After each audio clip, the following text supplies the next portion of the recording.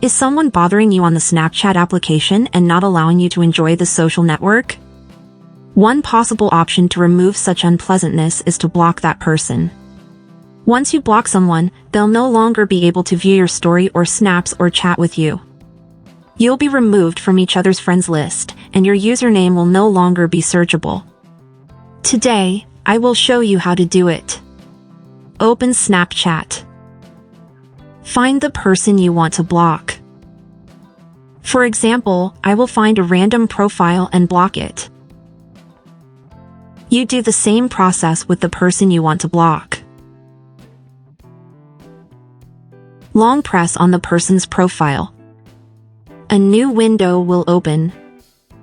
Here, you have the option to block. Click on it to block the desired person.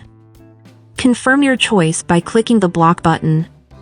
You will successfully block the specific person. If the video helped you, like it and subscribe to the channel.